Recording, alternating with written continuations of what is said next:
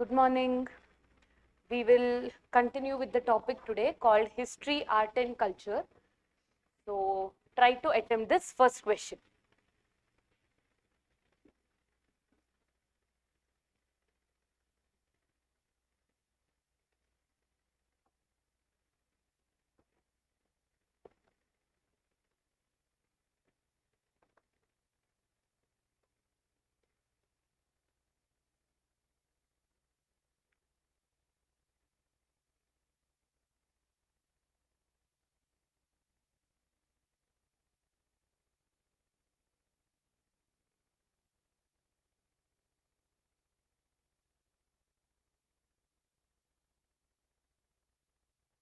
So, it is a question on ancient history with respect to Satavahana dynasty.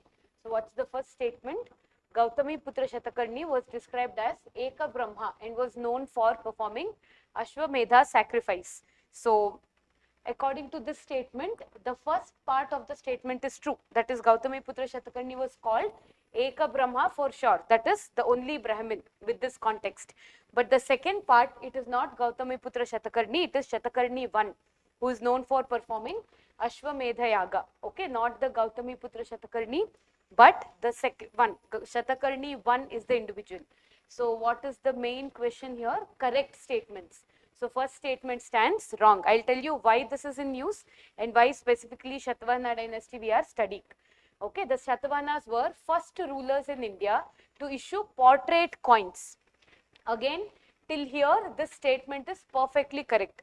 Portrait coins is the coins on which there were engravings of kings and the Almighty, but which predominantly featured legends in Sanskrit. It is not Sanskrit, it is Prakrit.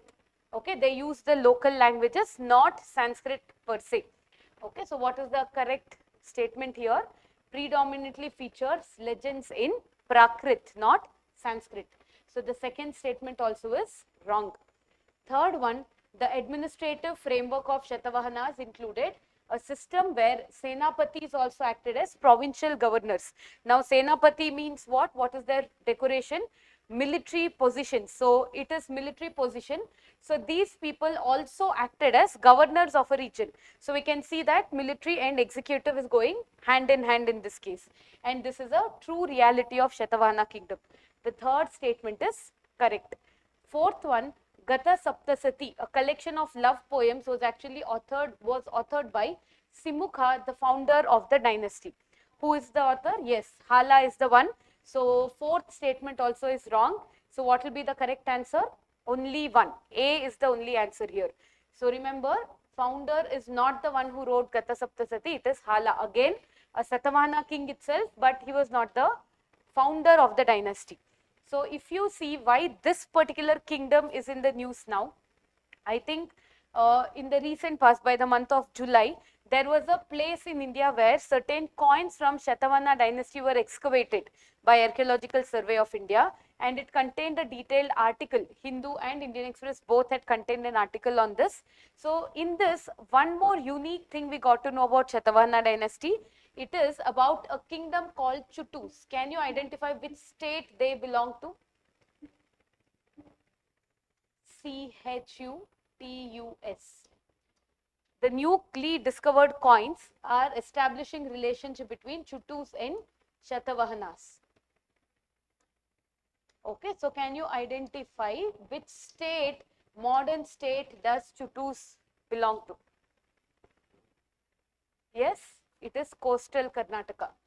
Okay, Chutus belong to coastal Karnataka, and the idea is still that these two had trade relations between each other, and over a period of time, Chutu dynasty was absorbed into the Kadamba dynasty of Karnataka. Okay, Chutus got absorbed in the coming years into Kadamba dynasty. Hence, in the history perspective, we don't see a long reign of Chutu dynasty by itself. So this fact is important. If you recall, 2017, there was a question in prelims with respect to Kakatiya dynasty. Okay, Kakatiyas. Kakatiyas are belonging to which modern day state? It is Telangana. So they had asked which of the following was used as an important port city of Kakatiyas, and the answer for this was Motupalli. Okay, if you observe why these regional kingdoms are coming in your papers is because they have been in the news for one reason or the other. So Kakatiyas were in news that year because of a program of Telangana government which got international accolades called Mission Kakatiya, that is about desiltation of lakes and restoring water bodies. It was named after the Kakatiya Empire, and we got a similar question on Kakatiyas in the prelims. So regional groupings or regional kingdoms that have come in the news have some basic idea on them. That is enough. Okay, so this is one. I'll show you the news that had come. Yeah, so this is the Chutu dynasty about which the bilateral ties have been mentioned in the coins. Okay, so if you see, they were founded in 200. Kuntala Rajya, their capital is Banavasi. Banavasi is in modern day Karnataka, north, east, western Karnataka. So they were subordinate to Shatavahanas, and some scholars consider them independent due to use of royal titles. They were feudatories of Shatavahanas to some extent, then also were independent to some in some spaces. So dynasty was eventually absorbed by Kadambas.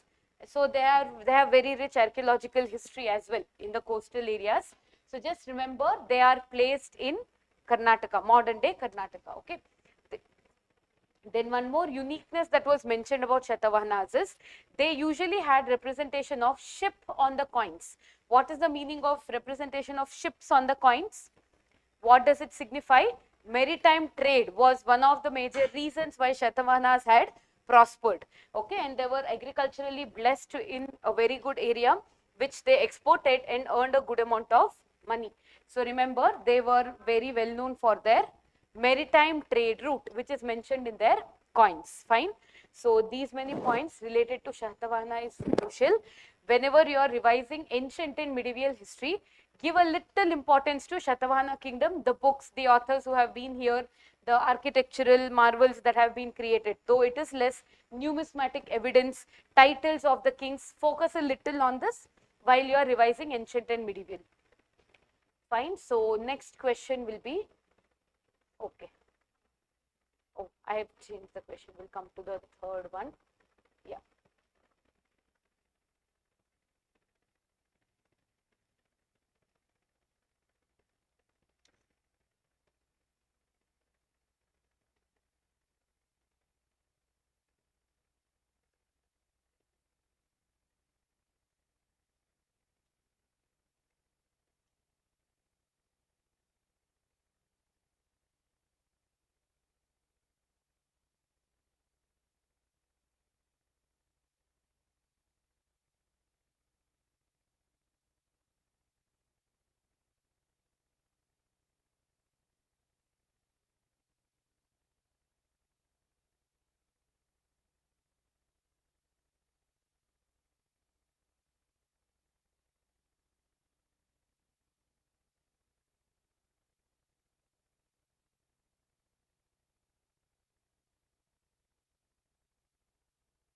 So this is about Badami Chalukyas, and again it is in the news because of an inscription dated to Vikramaditya I was recently discovered in one of the districts of Karnataka called Davangere. Okay, so here the first statement, he was the founder of Badami Chalukya dynasty and is credited with performing Ashwamedha Yajna. Who is the founder of Chalukyas? Is it Vikramaditya I? It's not Vikramaditya I, correct? So it is Pulakeshi I is the one who has done Ashwamedha Yaga, not Vikramaditya I. Okay, so first statement is entirely wrong here. Who is Vikramaditya I then? He is the son of Pulakeshi II. So this clarity is needed in the lineage and family dynasty for questions like this. Second, Vikramaditya I successfully reclaimed Vatapi from Pallavas. This is a correct statement. Hence, Vikramaditya I also has the title Vatapi Konda. That is the purpose why he has got the title. He has brought Badami, their capital, back from Pallavas. Third, his reign was marked by a policy of religious intolerance, primarily promoting Shaivism and suppressing Jain establishments. It is a wrong statement because most of the Chalukyas have shown religious tolerance throughout their reign, and it was also during this time when Jaina literature in the state of Karnataka has prospered and the local language, that is usage of Kannada in celebrating the Jain philosophy has started working out from Chalukya time. Okay, so his reign was marked by a policy of religious tolerance is the correct statement. So third and one, both these statements are wrong. What about the answer then? Answer is only one. Okay, so there is a, yes, Vikramaditya I dated inscription found in Davangere. It was, it had been covered in Times of India paper. So what else we know about Vikramaditya I? What is the whole concept of Vikramaditya, if you remember? Vikramaditya is a title given to the people who achieve something extraordinary. So there are many Vikramadityas like that. In Karnataka, in Chalukyas itself, there are two Vikramadityas. Vikramaditya I, then there is one more Vikramaditya in Vengi, one more Chalukyas, that is Eastern Chalukyas we call them. So two Vikramadityas are there from Chalukya dynasty itself. So try to revise both of them correctly, and especially the family tree and whatever is the succession story of Chalukyas, focus a little when you are revising. Okay, so they have just mentioned in the inscription about achievements of Vikramaditya I.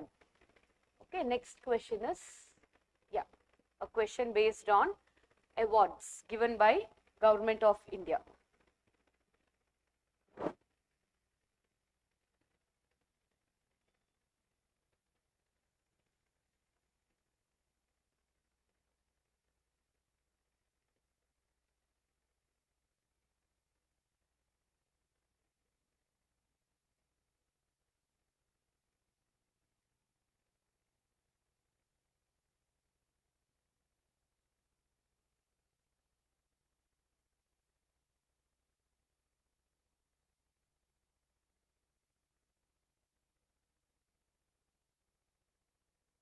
So what is the first statement telling? Only Indian citizens are eligible for the award. True or false? If you remember Bharat Ratna is the highest civilian award provided in the country. Is this open only to Indian citizens? We have Nelson Mandela who has got the award. We have Mother Teresa who has got the award. So it is also for foreign nationals. But in case of Jnanpith award, the first statement is true. The reason being, Jnanpith award is to encourage Indian language and literature. So a foreign national, it's very less likely will be writing in an Indian language. Hence, you can just apply this idea and tell only Indian citizens are eligible for the award. The statement holds true. Second, the award is open to all Indian languages listed in the 8th schedule of the Constitution, but not English. What about this statement? It is all 8th schedule of the Indian languages is 100% correct, but also English. 8th schedule, how many languages are there? Plus 1 is the answer for this. 22 languages plus English also is coming under Jnanpith award. So a very recently, I think an author from English only has got the Jnanpith award. So second statement here is wrong. Third, once a writer receives the award for a work in a particular language, that language becomes ineligible for consideration for the next 5 years. So let's say in 2025, Hindi has got, or let's say some other language called English has got the award. So according to the statement, for next 5 years, no author from this language should get an award. Will it be true or false? It is partially true. That is, they will be ineligible for consideration for next 3 years, not 5 years. Only for coming 3 years, the Jnanpith department or the committee there will not make it eligible for coming 3 years. Okay, so it's not 5. The third statement is wrong. The award is sometimes conferred posthumously for exceptional contributions to Indian literature. What about this statement? Is it given to people after they expire? Bharat Ratna is given in this way. Many of the awards, civilian awards is given in this fashion, but with respect to Jnanpith awards, it's not given posthumously. That is, it's given only when the person is alive to congratulate their contributions. It's given when the person is alive. No posthumous award is given. Okay, so here what will be the answer? First, only one will be the answer. No posthumous conferment is allowed. Which year was it established? It was established in the year 1961. Okay, Jnanpith Award was established in 1961.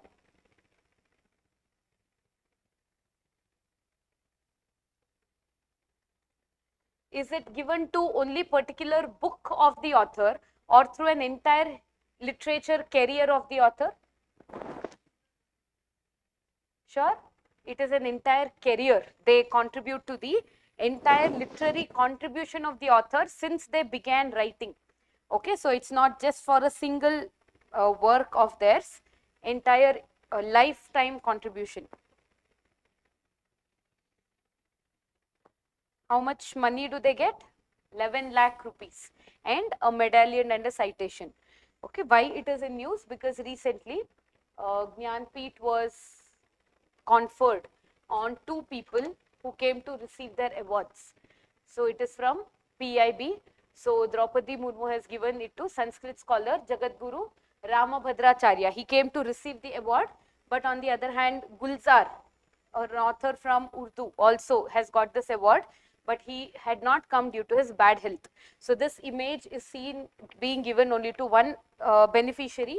The other person had not come. Okay, so Gulzar and Ramabhadracharya, these 2 were the authors who got it. Remember the names. There are chances when in these statements they may mix up which of the following 2 people were conferred the award in the recent past. Fine. So Jagadguru Ramabhadracharya and Gulzar, 2 people have got Jnanpith Award in 2025.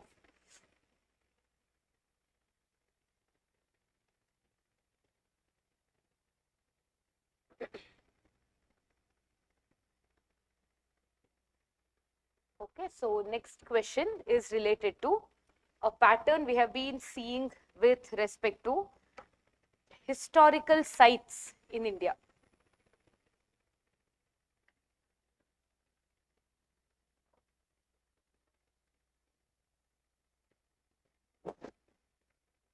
For example, 2023 prelims, we had a question with respect to Korkai, Pumpuhar and Mujiri. All the 3 places are important port cities in which one or the other excavation activities have been going on.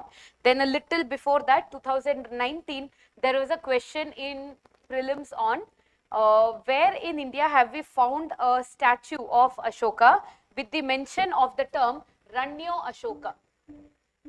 Okay, Ranyo Ashoka. This was from Ranyo Ashoka. So this is the first instance where we find a physical statue of Ashoka, how he looked like. So this was from the state of Karnataka, when in the excavation a statue of Ashoka was unearthed. So many of the time the activities of ASI and its coordinated bodies have got the references in the prelims paper. So this is one question related to that. Regarding the recent archaeological discovery at Lakha Par in Gujarat, remember the name Lakha Par in Gujarat, consider the following statement. Belongs to mature Harappan phase characterized by urban settings. You can read the question.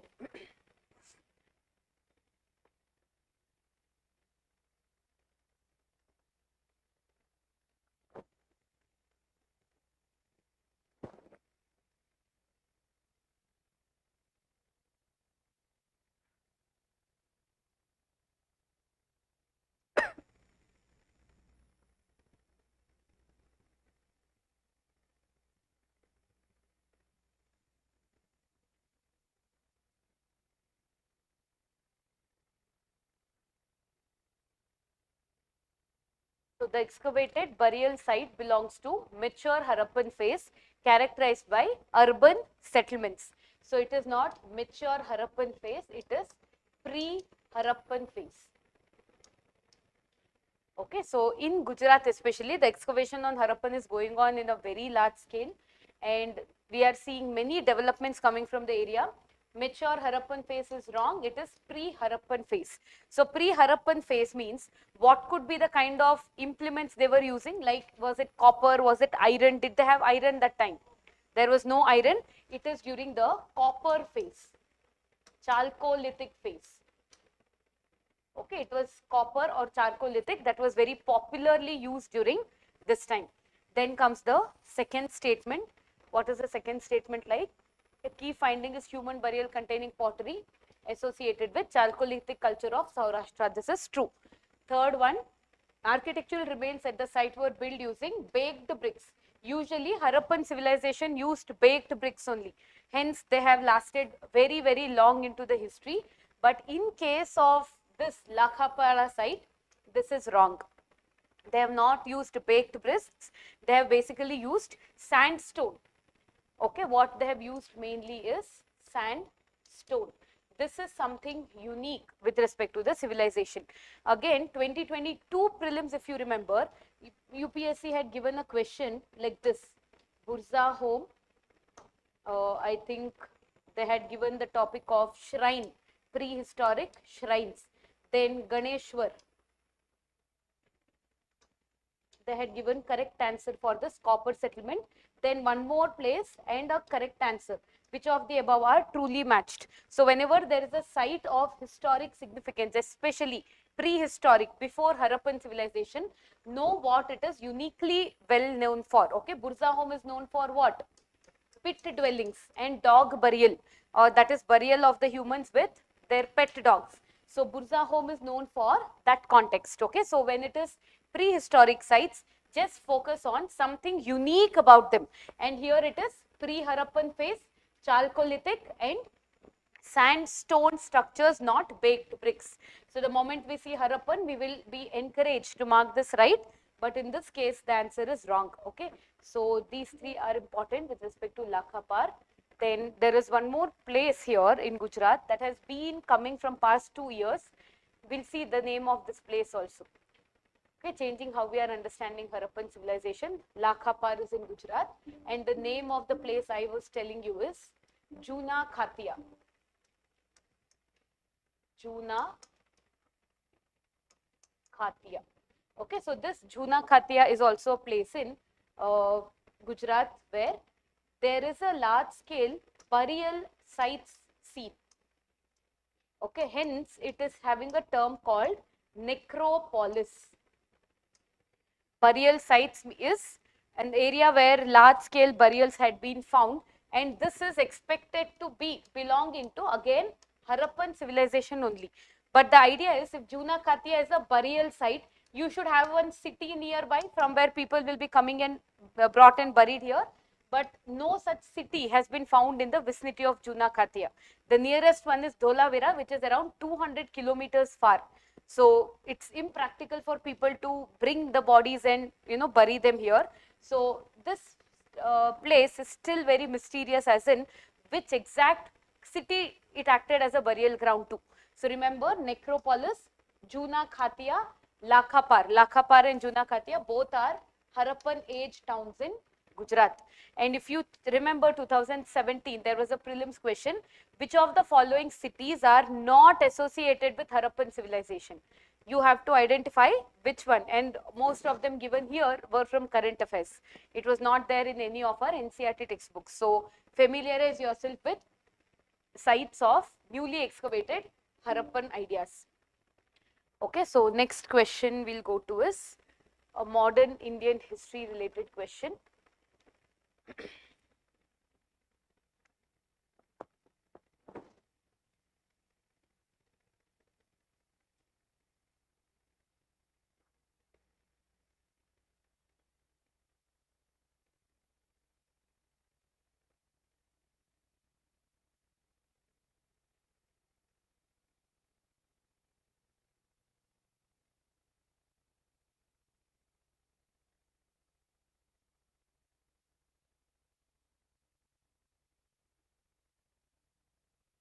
What is the answer?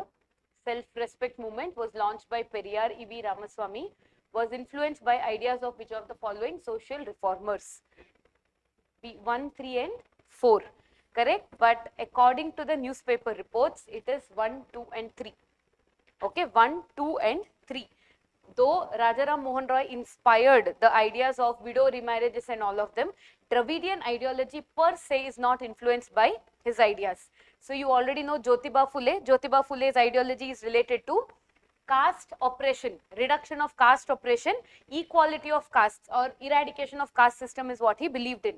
Similar ideology even our B.R. Ambedkar holds. He also speaks about atrocities committed against lower caste and all these ideas. The new name for us here is Ayodhya. Okay, he is a very closely associated individual with Ramaswamy Naikar, as a result of which his ideas from his book have been the foundation stones for self-respect movement. And why are we reading about self-respect movement? Anything is special this year? 100 years to self-respect movement, and anytime you see a birthday, anniversary or anything like this, there is a higher chance of getting this in the question. So before we go to the next topic, tell me what was the basic ideology of self-respect movement? What were they focusing on? The first one is self-respect in the important thing called marriage. Usually, how is a marriage solemnized in the present time also? In the presence of a Brahmin priest.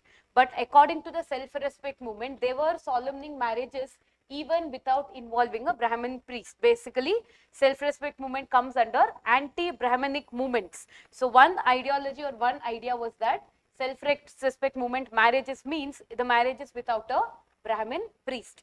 The second one is with respect to women's rights. They were great advocates of women's rights, giving them the right to marry a person of choice, right to go for widow marriages, right to abortion as well.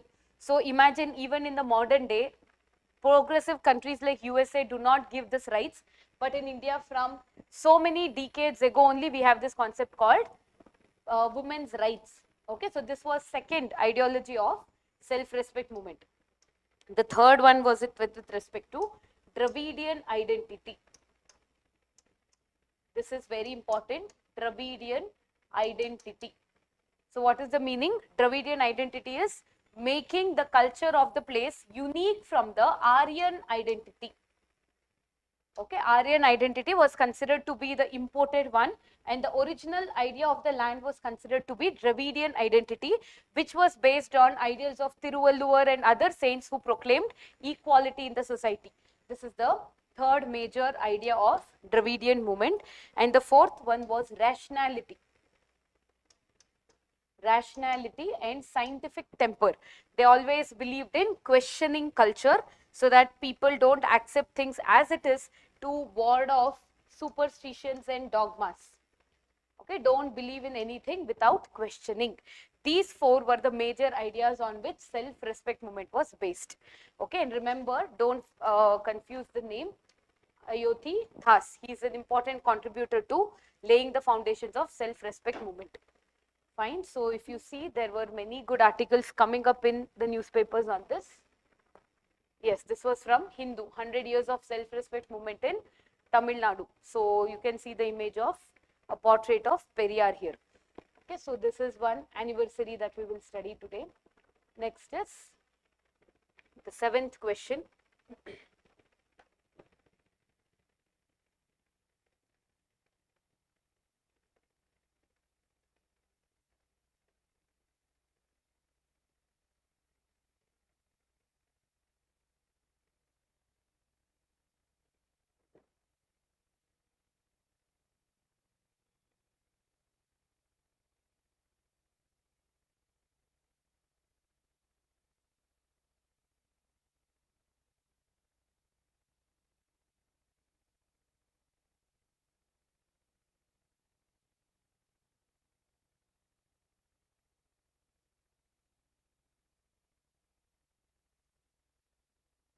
So this is a system called Manki-Munda system.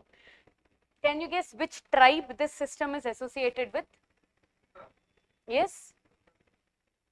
It is similar to Santhal, but it is Ho. The tribe's called Ho. The idea here is, before the Britishers established their rule in India, the Ho tribals used to follow a very informal kind of land revenue settlement system called Manki-Munda system. Monkey here is head of the village and Munda here is village head. Okay, that is a cluster of village, kind of a head of multiple villages here like a taluk. Munda is the head of a village. These two people would coordinate with each other, collect the revenue from the people, run the administration. It was done in a very informal format. But once Britishers came, they start working on the concept of formalizing the system by integrating it with British revenue system. So they codify the system, and the credit goes to Thomas Wilkinson. So we call this system Wilkinson Code. So Wilkinson Code means how the monkeys and mundas were integrated into collecting revenue for the British government, distributing and sharing the revenue with the British. So the codification of this was done only after the Britishers came under Thomas Wilkinson. So it is also called Wilkinson Code system. What about the first statement here? The system was pre-colonial governance model with formal provisions for land tax and revenue collection. It was not formal. Formal means a government would have passed it using a law or a rule. But here it was based on agreement passed from one generation to another generation. Hence this is called informal provisions. First statement is wrong. Second, Thomas Wilkinson codified the system, integrating it into British colonial administration while preserving a degree of its autonomy. Autonomy because they didn't replace a collector to collect all these, but replaced the concept of who will receive the money. Okay, so its autonomy is definitely there because the original heads were retained in the system. The role of both monkey and mundas are traditionally hereditary. This is also correct. After a father who is a monkey expires, the son who is a monkey will continue. So why this is in the news currently is, there is an allegation that the district in Jharkhand where the Ho tribes are following Manki-Munda system, a small intervention was made by district administration to remove this hereditary position and make it elected or appointed one. Why elected or appointed? We are in a democratic setup. Hereditary rule or hereditary correction will not be supported. So a small intervention was done on which people got very angry and they were protesting in large scale. Okay, so this is the reason why Manki-Munda system is in the news. You can see the news like this. Subject of recent protests. What is Kolhan's Manki-Munda system? Kolhan is the area where this is done, and the Adivasis associated here are Ho tribes, Ho tribes. Okay, so remember it is hereditary against which only we want to change the ideas. Okay, Manki-Munda system of Jharkhand. It is currently in the state of Jharkhand. Fine. So we will get confused because there is a tribe called Munda tribe as well. So that's not the tribe which is associated with the system. It is the Ho tribe. Okay, next is one more site related to archaeology.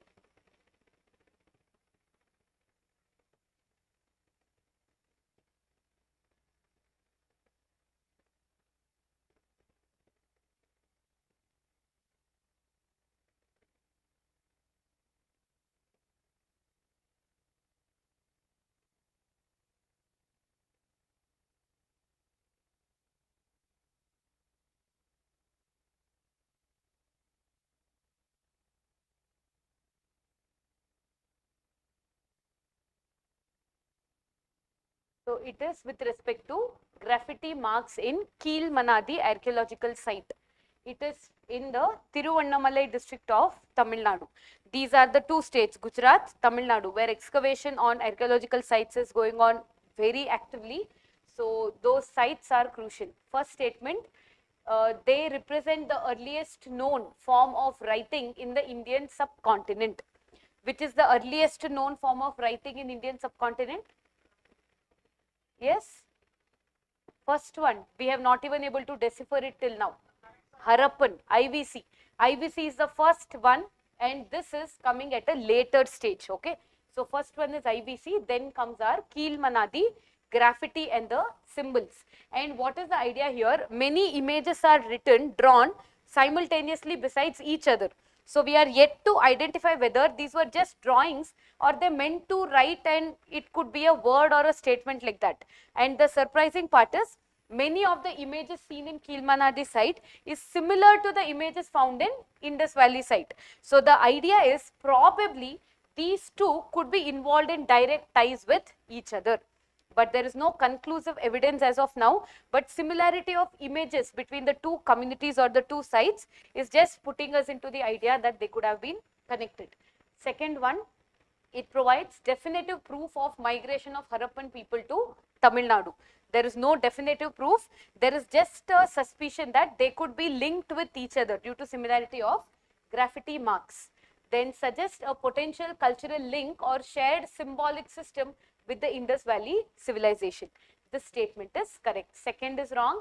First is wrong. Okay, so already we have got the answer. It's only the third one. So what is the fourth? Indicate the use of an advanced iron-based ink for pottery marking. There is no iron-based ink here. It is written, scratched on the surfaces. No iron or ink is used here. Okay, it is scratched. For example, if you see this is a board or this is a black area, stone area, they'll take another stone and carve on it. There is nothing called painting or anything. It is merely carving. So ink-based pottery marking is wrong. So what is the only answer correct here? 3. That is D will be the answer. So where exactly it is located? It is in Tamil Nadu's Tiruvannamalai district, and the name of the site is Kilnamandi. Why is it important? It is important because it is predicted to have a cultural link with Harappan civilization due to similarities of graffiti. This is the only information we have. In addition to this, a stone nutcracker was found in the region. What is a nutcracker? You would have seen people using traditionally a particular device to cut the betel nut that is usually used in regular basis. We call it adke katri also. This nutcracker is found in Kilnamandi site, made out of stone. That is a unique find here. In addition to that, some stone beads, carnelian beads, all have been unearthed here. Okay, so if you see the news, iron tools, carnelian beads and offering pots unearthed at Kilnamandi near Vandavasi or Tiruvannamalai district. Okay, there is no iron pot holder. Some small tools have been found, not large scale tools as well. That's why it's not so significant here. So yes, human settlements dating back to an older age during the Iron Age period. That is something you remember. Iron Age, this time when you are revising ancient and medieval, please focus a lot on Iron Age. There's a lot of conflict going on, as in where exactly the Iron Age started in India. Some evidences tell it is in the Vedic period, Rig Vedic period, in the northern part that we got iron. But some other evidences are now arguing that Iron Age first started from Tamil Nadu. So as that is quite confusing and controversial, UPSC will be interested in Iron Age concept altogether, not where it got originated and who are fighting for it. So remember Kilnamandi site for that. Okay, next is from kind of an IR, also culture one.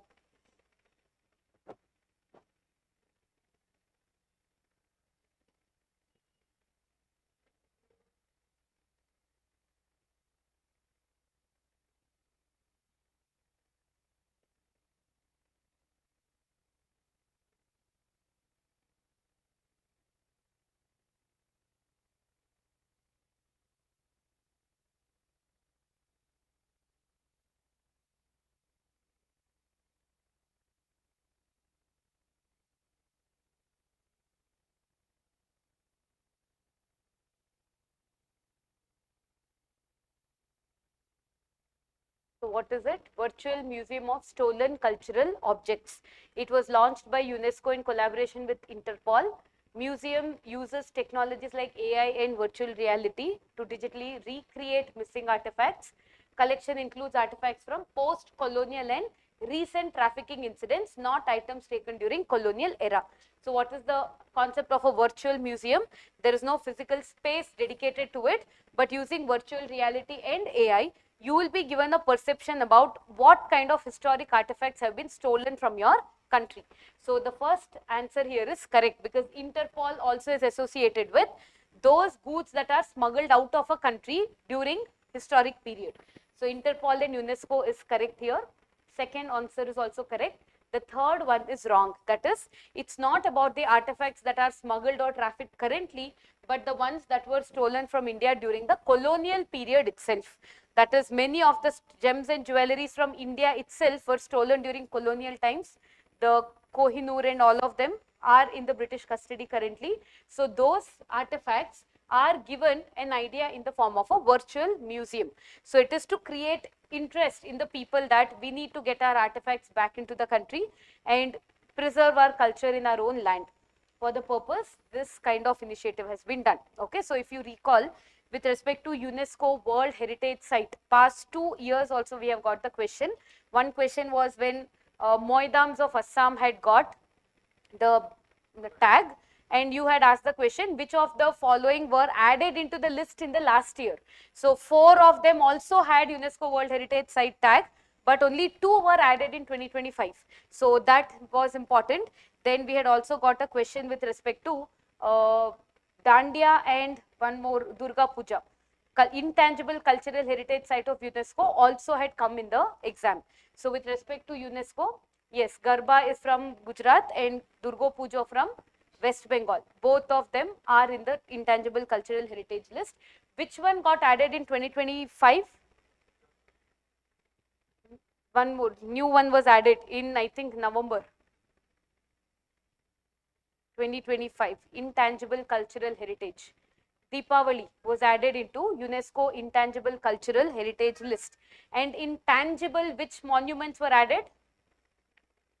Maratha military architecture was added under tangible component. Intangible is Deepavali. These two were the list we got in 2025. Okay, so yes, this is the one. Next, just see what was the news related to this. Yes, why UNESCO's new virtual museum of stolen cultural objects matters.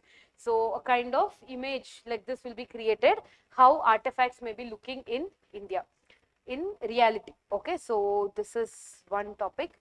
Next, we'll go to another question from history itself. Because of this kingdom again coming in the news, we have to read it thoroughly.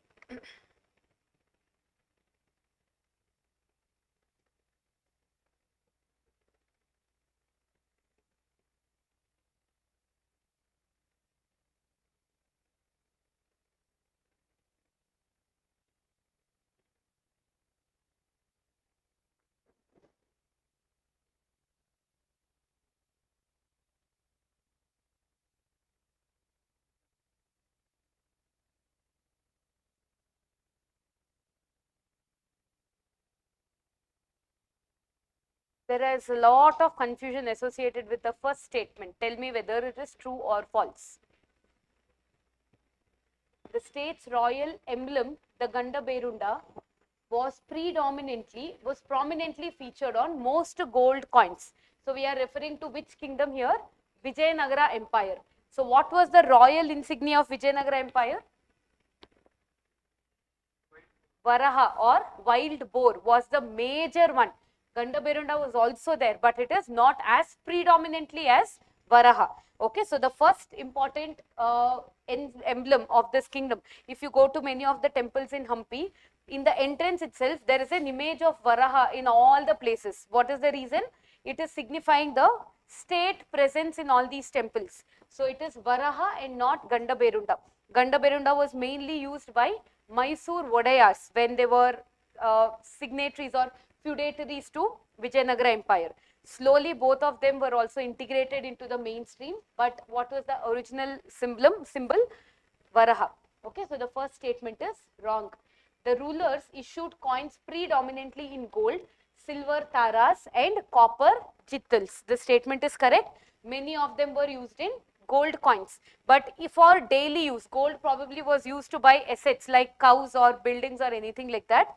But for daily use to buy grains and cloths and all of them, they were using silver and copper jittals. So this statement is true. Third one, the coins often bore images of Hindu deities such as Shiva, Parvati and Balakrishna. This is also correct. Most of the historic coins were having the images of Hindu deities. Okay. So what was the shape of the coins during Vijayanagara Empire? Round or square? It is round. Okay, usually Vijayanagara Empire used to have round coins, and why it is in the news now, and the specific question is about numismatics, that is history of the coins of a region. So again, in the state of Tamil Nadu itself, a very old Chola Shiva temple was being unearthed, was being excavated. In this time, they have found a huge bag of gold coins. 103 gold coins were found, and when tested, it was identified that it belongs to Vijayanagara Empire. And why usually gold is kept in the temple?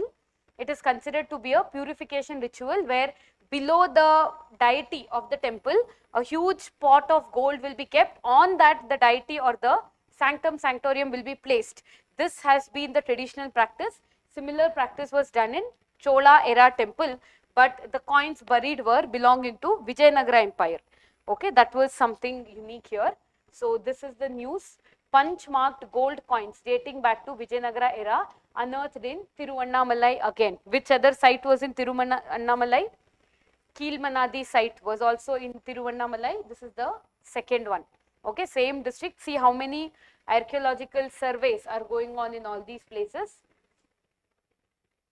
And the cost of this coins is 2.5 crore. That much worth of gold coins have been found in the area. And they are not more than 10 mm in size. Okay, very small coins are there, but that's the usual size of a gold coin of Vijayanagara Empire. It is found in many surveys like that. Okay, so this is one thing. Again, when you're reading Vijayanagara Empire, please revise it a little more because of the importance it's having in current affairs. Okay, next one also is a topic from medieval Indian history.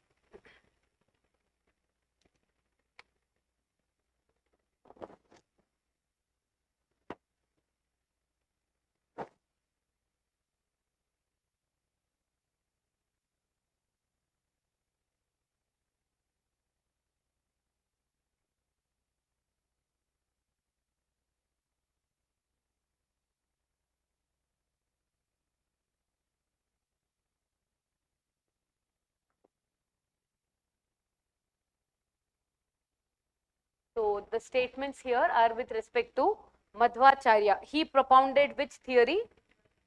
Dvaita theory or dualism, the theory of dualism. So see the first statement. He was a contemporary of Shankaracharya and propagated the philosophy of Kevala Dvaita. Who propounded Kevala Dvaita? Shankaracharya. Advaita means single, the God and the soul and the Almighty, both are same. There is no separation between them. Advaita philosophy of Shankaracharya tells non-dualism. Non-dualism means what? The soul and the Almighty, both are same. There is no separation between them. If you are in a perception that you are different from God, that is because of something called Maya. So if you eradicate that Maya, you and the God will be one. That is when you will be enlightened. And this knowledge is what he propounds as Jnana Marga. The knowledge that dualism is false, me and the God are one, is what we call Advaita philosophy. On the other hand, Madhvacharya tells the opposite. He tells that the entire world is based off 5 differences or Pancha Bheda. In one of them, the most important distinguishment is between the soul and the God. So the soul and the God are 2 different entities. Both are not together with each other, and you have to have a lot of devotion to appeal this God. So what is this ideology called? Dualism. And he doesn't believe in the concept of Maya, because the realization that you and God are different is actually correct. There is nothing called as an illusion here. So the first statement here is wrong. First of all, they both were not contemporaries. Okay, Shankaracharya and Madhvacharya were not contemporaries, and Madhvacharya is the proponent of dualism or Dvaita philosophy. Second, his philosophy posits that the difference between soul and God is natural, eternal and real. This statement is correct. This is what I meant to explain, that the separation between God and soul is genuine. It is not Maya or illusion. The second statement is right. Third, he founded the Udupi Krishna Math and established the Ashtamathas tradition. This is also correct. Second and third statement are right. The first one is wrong. So answer will be only 2. Okay, so why we are reading about Madhvacharya is very recently a commemorative stamp was released in the name of Madhvacharya, and if you see in the Hindu and other newspapers that are from the South India, many of the times a new event from this place is reported in the paper called Paryaya. Okay, it is called Paryaya. That is, as you see here, Ashtamathas or 8 mathas have been established by Madhvacharya every year. Okay, turn by turn, one matha will take care of running of the Krishna Math. Okay, after one term has been completed, a very grand ceremony is conducted, and from A matha to B matha, that power will transfer. Okay, it's a cyclic process between all the 8 mathas. The administration and direction of Krishna Math will go on. This was established by Madhvacharya, continuing even to the present day. Okay, so remember the term Paryaya. Paryaya is the term when one particular matha is taking care of the traditional practices. Okay, this is one thing, one topic related to Madhvacharya. So postal stamp honoring Madhvacharya has been released. Okay, it was in August when, if you see why this is relevant, Ramanujacharya's statue was inaugurated by Prime Minister in the state of Telangana. It's in Hyderabad itself. So when this statue was commemorated, the question came like this.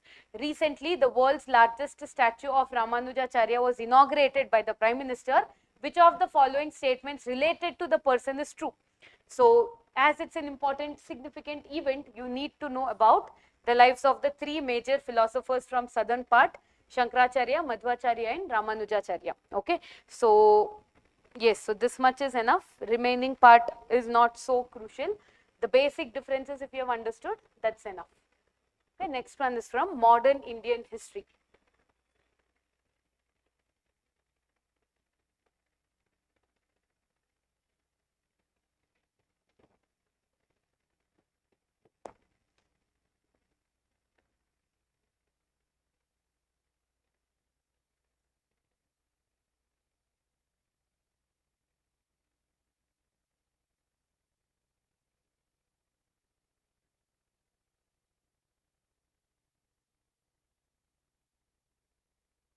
Read the question properly. What is the first statement telling? First Indian to be elected as a member of British House of Commons. Is it true or false?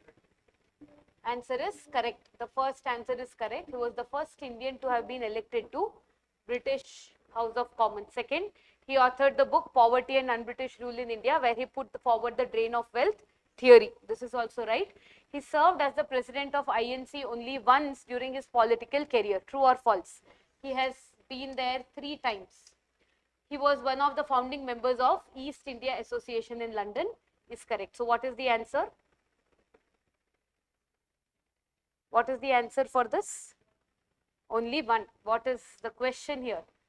Incorrect. So it is 1. Okay, only 1 is the answer. And why Dadabhai Naoroji becomes important? 2025, 200 years he was since he was born. So 200th birthday of Dadabhai Naoroji was silently celebrated by Parsi community in Mumbai. So this was not even covered in many newspapers, but as the person is so crucial for our history, we need to think about his contributions. Okay, so if you see here, Dadabhai Naoroji's 200th birth anniversary marked quietly by Bombay Parsi Association. Okay, so Hutatma Chowk, all those things are not needed. Yeah, so main important work is drain of wealth theory. He comes under moderate phase or extremist phase? Moderate phase. So yes, other ideas he has propounded, just revise it well when you are doing modern Indian history. Yeah, next, this tradition was also in news in 2025.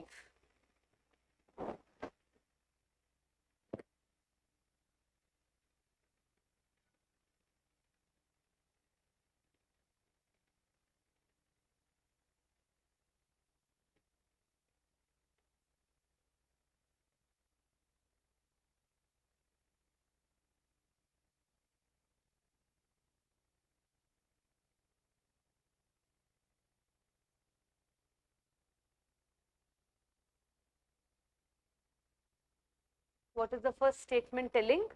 The practice requires Santhara or Sallekhana in Jainism. What is the meaning of Sallekhana? Self-starvation to death. So The practice requires individual to have attained a certain level of spiritual maturity and is ideally undertaken under religious guidance. The statement is correct because you need, even this religion called Jainism believes in Guru Shishya Parampara. So you have to learn all these from the Jain monk who will tell you when to take this kind of step. Supreme Court in its final judgment has declared Santhara unconstitutional, equating it with culpable homicide. Yes, originally this came in the news and came into judicial context in the year 2015 when Rajasthan High Court came and told this practice is unconstitutional because it is violating many provisions of Indian law.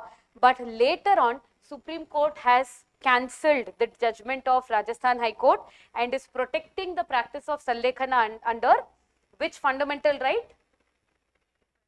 Right to practice one's religious activities, that is Article 25. So it is not considered unconstitutional, it is protected under fundamental right to freedom of religion. Okay, so second statement is wrong. Originally, what was the High Court's judgment? That it is unconstitutional, but Supreme Court negated this judgment and is protecting Santhara or Sallekhana under Article 25 of the Constitution. Third, key aspects of undertaking Santhara include seeking forgiveness, cultivating detachment, engaging in spiritual reflection. The third answer is correct. So what will be the answer here? B, only two. That is first one and the third one is correct, second is wrong. Why this had come in the news? It had come in the news because of a 3-year-old girl being given Sallekhana in Indore because she was suffering from a terminal illness. So when this news came, again people started debating whether this should be allowed or not allowed. Okay, so yeah, according to, yes, being administered Santhara, Jain ritual of voluntarily fasting unto death by a spiritual leader. So because she was suffering from a terminal illness, the leader has told, allow her to pass away because treatment will not strengthen her lifestyle. So this was the reason why the debate about Santhara had started. Then again, it has died out now. Okay, but remember, it is constitutionally protected. Fine. So next is again from a historical site.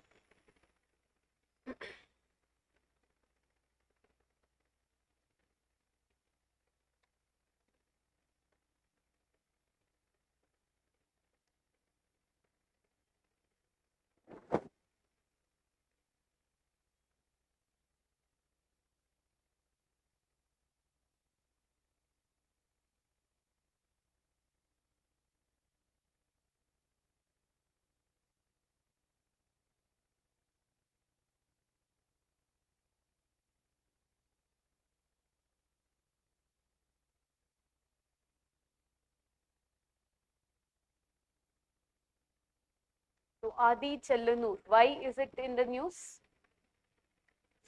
Adichanallur, if you remember, this year's budget was mainly focusing on orange economy, that is reliant on culture and creativity.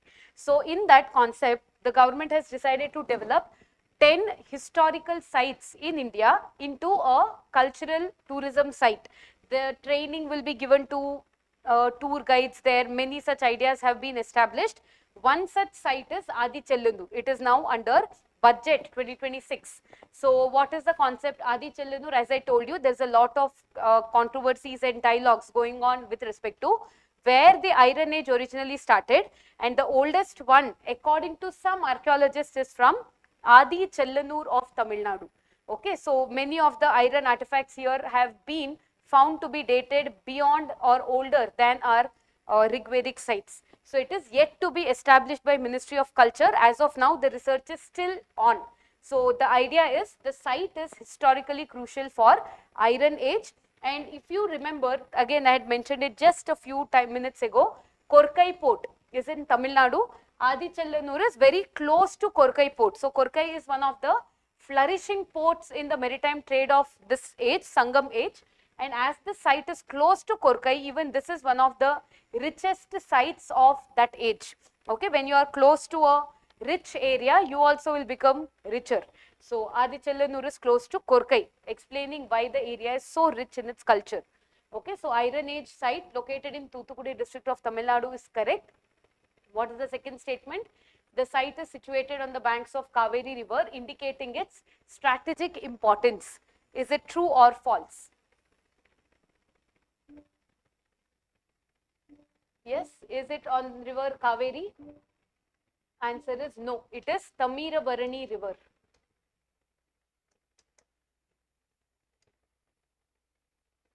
Tamirabarani river, not Kaveri river.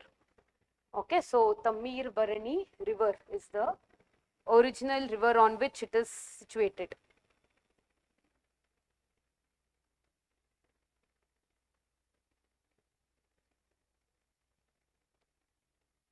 So the third statement, major discoveries include large urn burials, skeletal remains and early cultural evidence, is a true statement. So answer will be only two. First one and third one are correct. Second statement is wrong.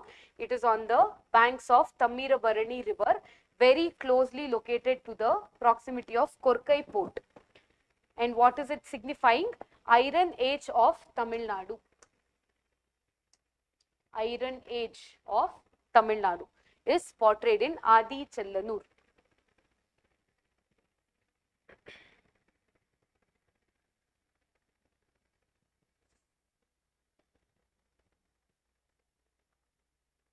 Fine. So this is one question topic.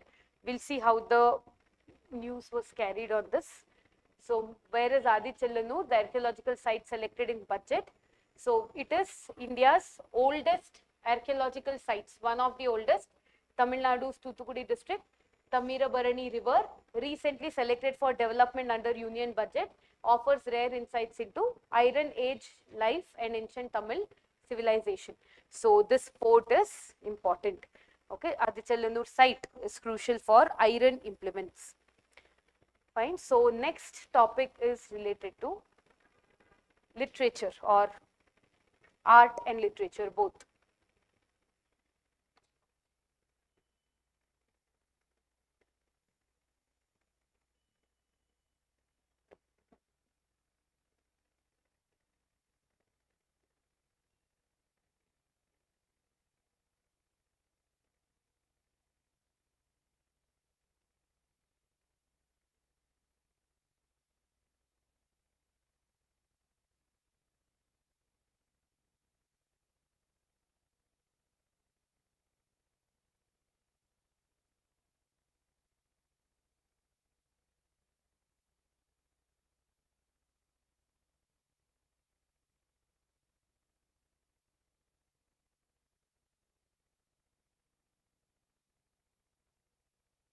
Yes, what is the first statement? It is with respect to Natya Shastra, attributed to which Muni? Bharata Muni, and is often considered to be fifth Veda due to its huge importance. So first statement is correct. Second, the text was composed entirely in prose form without the use of verses. What's the meaning of prose? Prose is paragraphs, verses is poem format. Okay, so this is the reason why. Is it true, that second statement? Actually it is verses, more verses, less prose, not the other way around. Okay, it is mainly in the form of a poem. In between there is the usage of paragraph format as well. Fine. So the second statement is wrong. Third, it limits the scope of performance strictly to physical movements of the body. Is it true or not? Bharatanatyam never focuses on physical movements only. It is not just Angika, it is also expressions and emotions of a person who is performing the dance. So the third statement also holds to be wrong. Then Abhinava Gupta's Abhinava Bharati is considered the most influential commentary on this text. This is correct. Abhinava Bharati is the most unique commentary on Bharatanatyam Shastra. So answer will be 1 and 4 only, that is B. Only 2 are correct. So there are probably 2 reasons why we need to look about this organization or this idea called Bharatanatyam Shastra. One of them is a summit. Okay, recently there is an organization called Indira Gandhi National Center for Arts. They have highlighted the importance of conserving Natya Shastra, and see all these people have also performed some mudras related to Natya Shastra, and there was a dialogue and a meeting done on how important this particular dance literature is. First reason. Second reason is there is something called UNESCO Memory of the World Register. It is important, UNESCO Memory of the World Register. Okay, and in the year 2025, memory of the world in the sense, these things should never be forgotten coming forward in the life, like how we have tangible cultural heritage sites, Hampi, Badamandmi, Pattadakala, Aihole, Taj Mahal, they have to be conserved in physical form. On the other hand, intangible culture is what? Some festivals, rituals, practices, they have to be continued. In the same way, for literature, it is going to stay in the memory of the people. For that, UNESCO Memory of the World Register is maintained, and in the year 2025, Natya Shastra and Bhagavad Gita both have been added to the register. Okay, that is the reason why it is in the news. Bhagavad Gita and Natya Shastra have been added to Memory of the World Register by UNESCO. These are the two reasons why we need to learn about Natya Shastra here. Okay, so when you are revising literature component, especially in art and culture, the dance form of Bharatnatyam and classical dance forms, many of them get the inspiration from Natya Shastra itself. Read them in detail, the chances of getting questions like this is higher. Okay, Natya Shastra is one. Next, we are seeing a question similarly for tourism and all those things.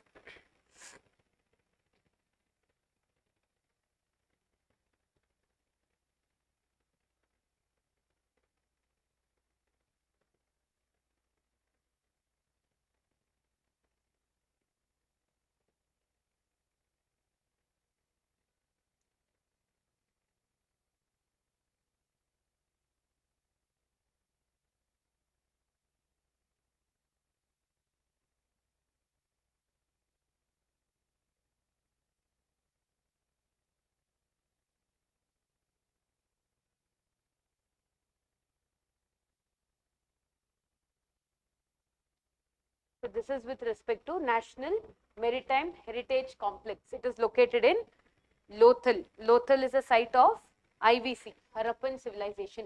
So it is being developed by Ministry of Culture to showcase the maritime history of Indus Valley civilization. True or false? It looks to be true, but it is false. It is Ministry of Ports and Shipping, under whose direction this entire maritime complex is established, not Ministry of Culture. Okay, Ministry of Port and Shipping.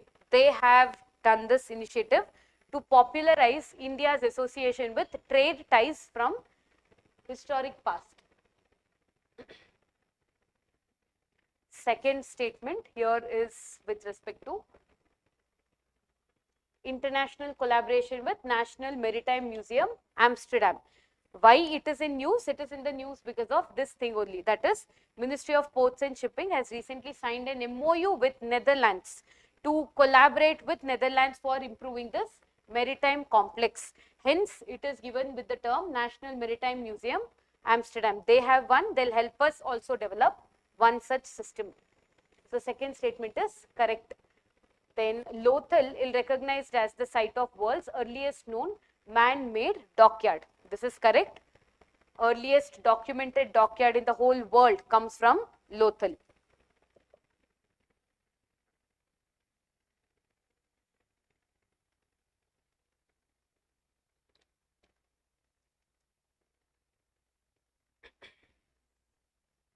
So, what is the intention of opening this site? The intention is to retrace the traditions India had with Mesopotamia and Egypt. With these two places, majority of the maritime trade used to go on from Lothal port. To re-establish this, we have established the Maritime Heritage Complex, and to develop it as the world-class tourism place for people as well. Okay, and it is just a plan now, not yet formulated. So, how it is going to look like, nobody knows. Okay, it's just in our imaginations now. So, NMHC as Lothal as Netherlands and India sign a MOU. So, we are collaborating with them for modernizing this place. When was it excavated? Before independence or after independence? Lothal. It was excavated in 1957. So, before that Lothal's existence was not known. And which is the only site in India belonging to Harappan age that is under UNESCO World Heritage Site? Only Dholavira. Harappa and Mohenjo-daro both are in UNESCO sites, but they belong to Pakistan. India only has Dholavira. And what is the uniqueness of Dholavira? Water storage structure or reservoir. They have evidences of a reservoir, and there is some evidence of a big board kept besides the reservoir indicating that probably swimming in the river is dangerous or something. We have to identify what could have been written on the board, but a huge board or a signboard is there besides the reservoir indicating a kind of warning. So Dholavira and its structures in Gujarat are again crucial. Lothal is excavated very recently after independence. Okay, so this is about Lothal. Next question here is with respect to a modern Indian history question.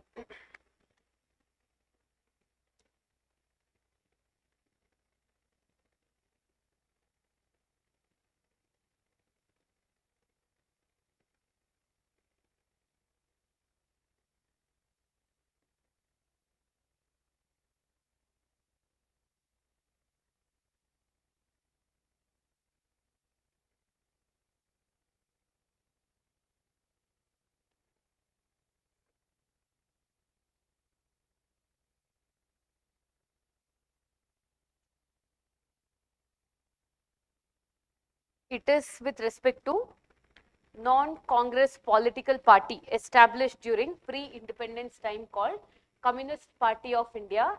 Why it is crucial this year?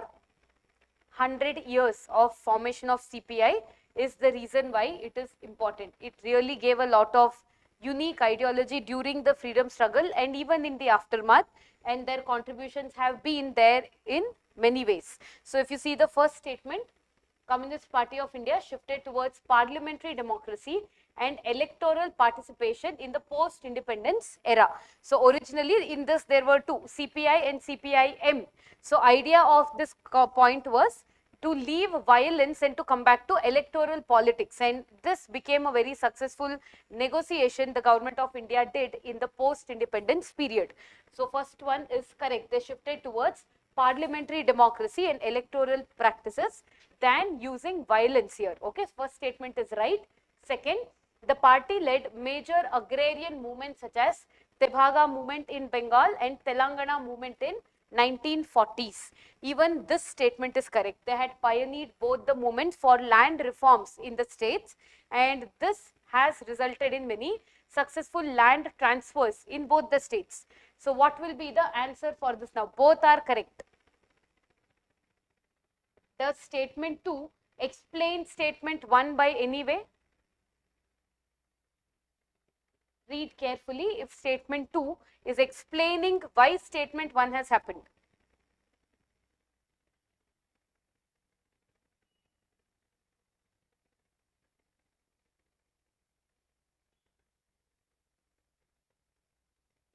Yes, is it explaining statement 1? Both are correct but independently correct. 2 has nothing to do with 1. So what will be the answer?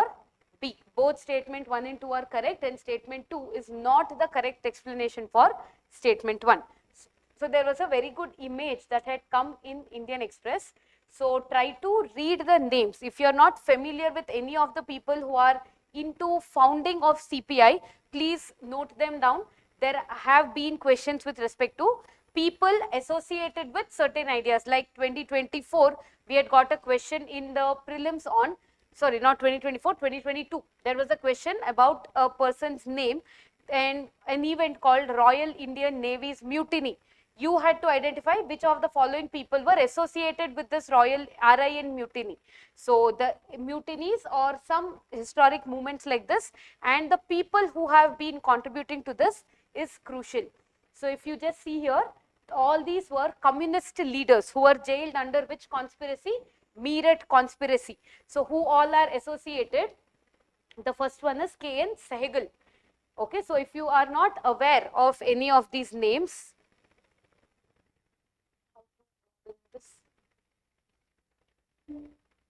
is it visible to everyone?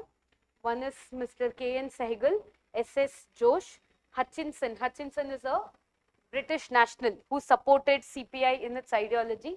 Then Shaukat Usmani, Bradley. Even Bradley is a person whose name has come in many of our textbooks, including NCRTs. So Bradley is one. Then Spratt. Spratt also is a foreign national who supported Communist Party of India. So Hutchinson, Bradley and Spratt, all three are foreign nationals associated with CPI. Then other important person is Mitra. Okay, R.R. Mitra. We have seen his name coming up many of the times with respect to this CPI movement.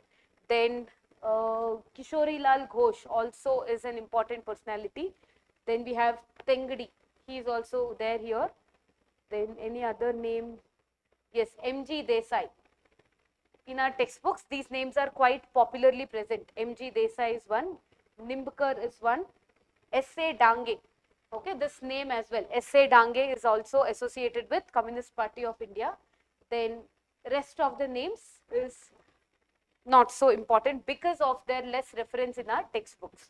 Okay, so just familiarize yourself with the names of leaders of Communist Party of India and what exactly was Meerut conspiracy case and what efforts were taken by the British to reduce the influence of Communist Party is important for prelims. Okay, so Kanpur meeting held in December. It was the day when it was originated. The story of formation. They had given an entire story why it was formed. Okay, so this is one thing in news as it has completed 100 years. Next is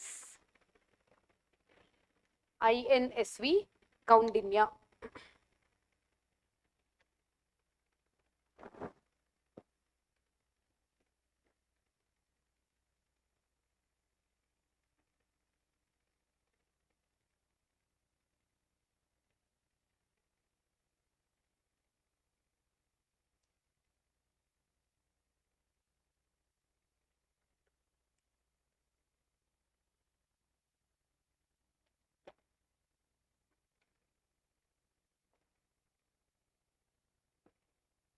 So why INSV Caldinia is in news? It has started its voyage from which place in India? Porbandar, from Gujarat's Porbandar to Oman's Muscat. So it went and came back already. So when it came back, India celebrated its return journey and hence it is in the news again now. Okay, so INSV Caldinia is a modern naval vessel constructed using traditional stitch ship technique without the use of metal nails. This is a correct statement. The traditional ship building structure called ship stitching was practiced in India since the time of Harappan civilization. So once the ship was stitched, what do you think will be the problem that the ship will face to successfully sail in the ocean? Stitching is, they'll put planks like this. Once the planks are there, they'll use coir made out of coconut trees and others to tie them together. Is it easy to float now? Don't you think the gaps between them will allow water to come up again? So what is done? Plastering is done here. No use of iron nail, but plastering was done. Mixture of calcium and all those jaggery and all the important sealing material that was used to fill the gaps between them. This is what we call stitching the ship technology used from Harappan civilization, using which INSV Caldinia was stitched. Second, the design of the vessel is inspired by ship depiction found in Ajanta cave paintings is correct. So how the ship looked like when it is stitched up, they saw the image from Ajanta cave painting and have tried to recreate it. Okay, then the vessel is named after a legendary Indian mariner associated with early maritime links and his name is only Caldinia. Okay, any association of Caldinia with Southeast Asia? He married a princess, a Naga princess of Southeast Asia, who are supposed to be the ancestors of Khmer dynasty. Okay, and why Khmer dynasty is in the news now? For the quarrel between Cambodia and Thailand. There is a place called Priya Vihar. Okay, this place was built by Khmer dynasty and Cambodia and Thailand are fighting for rights over this piece of land in their border areas. Okay, so this Khmer dynasty is supposed to be founded by the wedlock between Kaundinya and a Naga princess in Cambodia, Southeast Asia. So this is considered to be the reason why Kaundinya has been kept here. So what is the answer for this? All the three are correct. So answer is C. But there is something else also we need to learn on INSV Kaundinya. So if you see here, there are two images on its ship. Okay, what is this image? Ganda Berunda. So many of our news reports have carried the idea that it belongs to Vijayanagara Empire, just like that. But in addition to Ganda Berunda, what else is the royal insignia of Vijayanagara Empire? Wild boar. And this is actually also belonging originally to Kadamba dynasty, not Vijayanagara dynasty. Vijayanagara dynasty came first or Kadamba came first? Kadamba is the oldest dynasty in Karnataka, which used Kannada as a language of administration for the very first time. They used Ganda Berunda as a symbol for their royal emblem. But afterwards, it was used by Vijayanagara Empire. So originally, this belonged to Kadambas. Why Kadamba's symbol has been used in INSV Kaundinya? Because Kadambas were also a big contributors to maritime trade route in the western margins of India. Due to their contribution to maritime trade, their emblem has been used for this purpose. Okay, so this is an emblem of which kingdom here? Kadamba dynasty, not Vijayanagara Empire. Many of the newspapers have carried it is Vijayanagara Empire and Kadamba both. But originally, which is the dynasty to which it belongs to? Kadambas. Okay. Then Vijayanagara uses it. Then also the Vodayars of Mysore use it as their symbol. And today, where is the emblem used? It is the state emblem of Karnataka. Also, the KSRTC buses have this logo very popularly on them. Then the other image here is sun, the image of a sun. Okay, so this sun's image is crucial to the fact that the ideology of India is sun. What is sun related to Indian culture? Purification, idea of originality or new things being born. So sun also is symbolic of new traditions that is practiced here. Then Simhayali, a mystic figure also with a bow also is there on the other side. Simhayali is usually depicted means, yes, elephant-like. Simha, that is faces of a lion, but it is having prancing horses type of structure. You can see Simhayali structures in Hoysala architecture very prominently. Then the other one is Harappan style stone anchor. This is another important thing. What is the role of an anchor if you are riding in a ship or a boat? It is used for parking. You just put the anchor, put it into a land, it will get struck, the ship won't move further. So anchors in the present day are made out of iron mainly. But from the Harappan time, the anchors were made out of stone, and even that is a feature of INSV Kaundinya. Okay, that is their anchor is stone anchor, unlike the modern day iron anchor. Why not iron anchor? During Harappans, iron was not a prominently known metal. So they used stone on behalf of iron. Okay, so this ship went to Oman and came back already, hence it is in the news. Fine. So yes, before that, tell me which ministry has taken the initiative to start INSV Kaundinya? Yes, it is Ministry of Culture. Which was maritime, which was port and shipping? Maritime Heritage Museum of Lothal was port and shipping ministry, but here it is Ministry of Culture.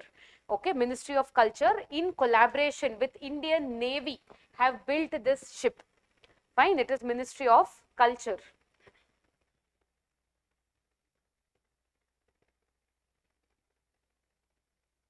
But why now? What is the purpose of this?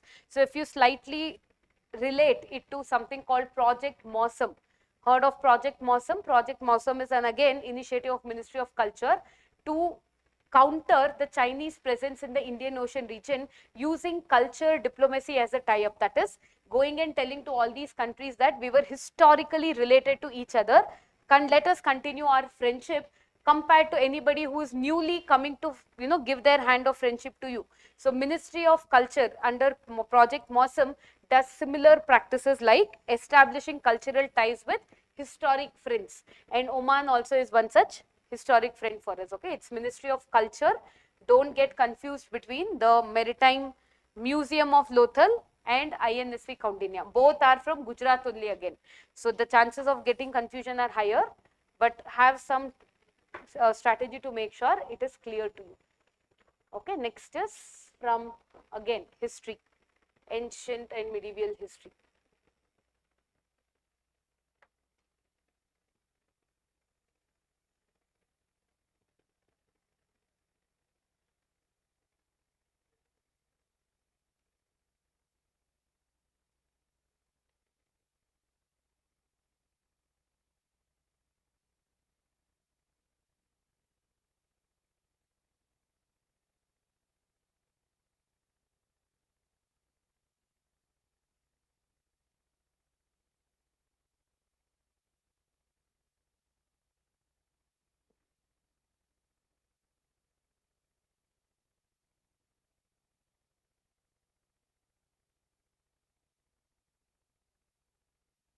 This is with respect to Chola administration. So Kuduvalai system was method to electing officials for central imperial court. True or false? Half of it is correct, only the last point is wrong. It is not imperial court, it is local village administration. Court comes under judiciary, whereas village administration is executive. The Kuduvalai system was a method for electing officials for village governance. First statement is wrong. So what was the exact practice in Kuduvalai system? There would be some names that are like nominated members, members who will be contesting in the election. Their names will be written on a bark of paper. Though this original paper was not there, the traditional papers were used to write the names of people who are major candidates. It was folded and put into a jar, and one of the young children in the village will come and pick up a name, and that named person will be running the governance. So this was kind of original way of practicing some ideas related to democracy. And why it is in the news now? Our Prime Minister went to this place and told that Kuduvalai system is older to Magna Carta. Magna Carta of UK is considered to be the foundation stone for democracy in the whole world. But he told that even before Magna Carta came, India had the idea of Kuduvalai system, again reinforcing that India is the right mother of democracy. Okay, so Kuduvalai system is in the news for being mentioned by the Prime Minister. Second, the Uttar Merur inscription exclusively details Chola's maritime expeditions and trade guilds. Yes, Uttar Meru doesn't talk about trade guilds or expedition. It speaks about village administration. That is why it is very popularly known about it. Okay, it was engraved in a temple wall. So the second statement is wrong. Village assemblies like Ur Sabha were vested with significant autonomy in local governance, including land management and judicial functions. So this is the reason this is mentioned in Uttar Merur inscription itself. So the third one is correct. So what will be the answer? A. Only one topic is correct. That's the third one. This is wrong. First one is wrong. Okay. So this time when you are reading Chola, it is very, very important for two reasons. One, our Prime Minister mentioned about Kuduvalai system. Second, it is 1000 years to a very historical event where one of the kings of Chola Empire crossed river Ganga, defeated the king there and brought back water from Ganga river, created a lake here called Gangaikonda Chola Lake. And this Gangaikonda Chola Lake is called what Stamba? Vijayastamba. You would have heard about Vijayastamba. That is, whenever a king conquers a new territory and comes, to commemorate that, they build a stone structure. But here, instead of a stone structure, the king chose to build Jalastamba. That is, this lake. The lake contained water from river Ganga, and it was said that to humiliate the king who has lost the battle, that is the Palas, the king made Pala leader hold Ganga water on his head, walk all the way from Pala kingdom to Tamil Nadu, pour it in this lake and accept the defeat that you are greater than me.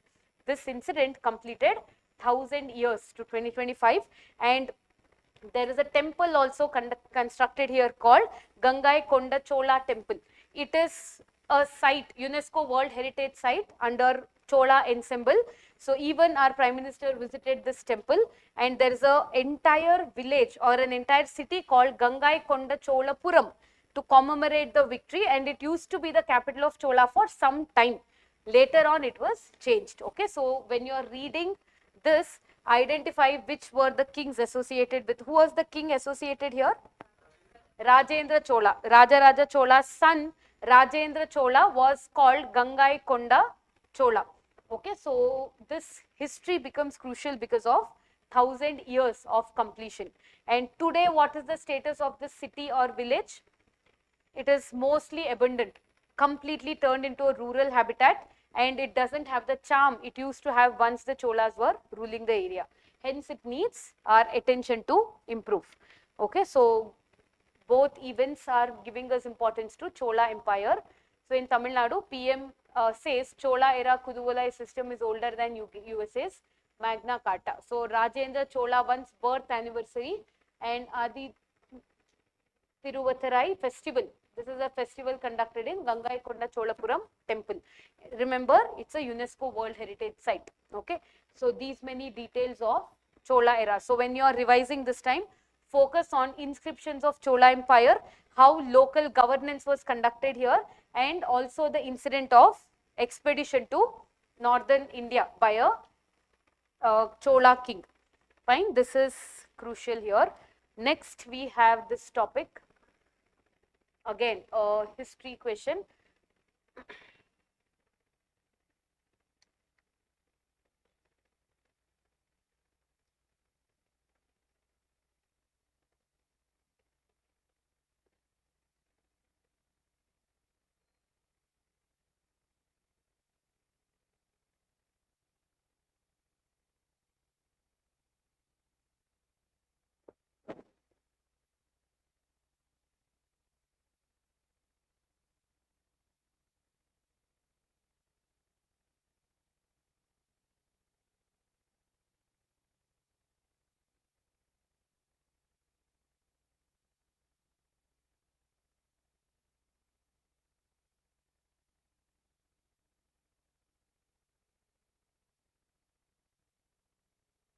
So what is this? It is with reference to Jharkhand Meghalith. Meghalith comes under which period in our history? Prehistoric. They are called prehistoric sites because we do not have any written evidences found from this period. So this is a very, very interesting concept that has taken place. Which year was Jharkhand formed? Jharkhand, Uttarakhand and Chhattisgarh. It was found in the year 2000. So 2025 was the year when it completed 25 years of formation. So what happened? The chief minister along with a delegate of ministers, when they went to World Economic Forum, they have shown that they have a very unique culture going on here in the name of Jharkhand Meghaliths. So what is the idea of a megalith that you know? Burials on which there is a stone in the form of menhirs or dolmens that have been put. So the stone burial site is commemorated by a stone structure to tell that there is a burial site here. One thing. The other reason during other ideas during megalith sites is also that the stone pillars not just signify the burial places but also signify certain calendar events. That is, let's say there were some stones which were laid in Jharkhand's the area Ranchi Kunti belt where every year on the day of equinox light falls on the stone, and there are two more stones where summer solstice, winter solstice the light falls. So many of the time megalith sites is not meant only for burial site, it's also meant for maintaining calendars and important geographical events of the day. So why this practice is very crucial is many of the places in India wherever we see megalith burial sites, their culture and tradition has stopped completely. You see megalith sites in Karnataka as well in the place called Hire Benekal. It is also a megalith site, but today people have not practiced this practice there. There are many such sites in Tamil Nadu, in Jammu and Kashmir. None of the places the people continue the tradition. It was how many years ago? Centuries and centuries ago. There is no cultural continuity. But in the case of Jharkhand, even to present day, the tribes like Oraons and Munda, whenever a person in their community dies, they bury them, put a stone on it. So they are continuing the megalith tradition. And this continuity of megalith tradition is found in India only and only in Jharkhand, which was portrayed in this World Economic Forum conference telling that this place deserves to be coming under UNESCO World Heritage Site. Okay, it is not there, not even there in any tentative list or anything, but the state government is promoting that it should be coming under the UNESCO Heritage Site. Okay, some sites served by solar observatories to track the movement of the sun is correct. The tradition of building megalith has completely ceased, leaving only ancient ruins. In case of Jharkhand, it is wrong. Okay, it is continuing even to the present day. So first one and third one are correct. Second statement is wrong. So if you see the image, they look so interesting, and imagine they're continuing even now. So it is an apt site for tourism as well. Okay, Jharkhand to showcase world's oldest megalith tradition at World Economic Forum, and across geological base, human communities have for millennial raised megaliths, monoliths and stone circle to mark memory, ancestry and cosmic order. What are the three reasons why they are there? Mark memory, ancestry and cosmic order. That is, which rays of the sun falls on which stone. For that memory also it is there.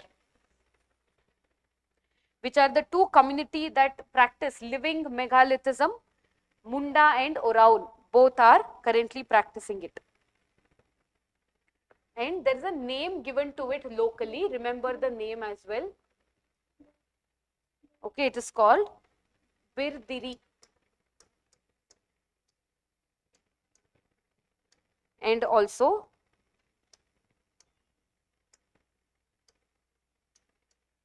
Sasandiri. These are the two names which local population call for an area like this. That is living megalithism. You can remember the term living megalithism, because people continue this culture even to the present day, whereas in other parts it's already ceased. Fine. So this is one important topic in the news. Next one is a very relevant topic. It has kept the attention of our examiners for a very long period of time. Try to answer this.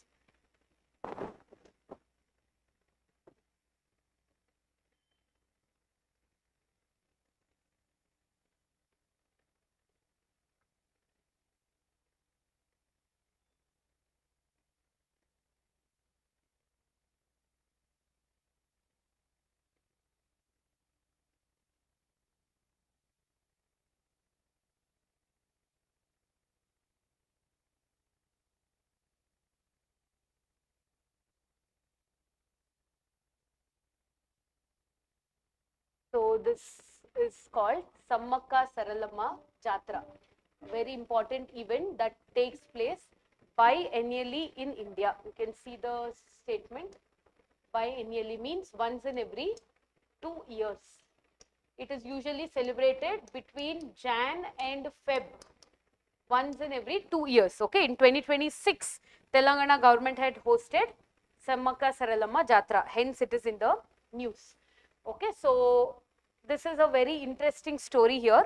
Samaka Saralama were considered to be mother and daughter in the state of Telangana, where the rulers were Kakatiyas.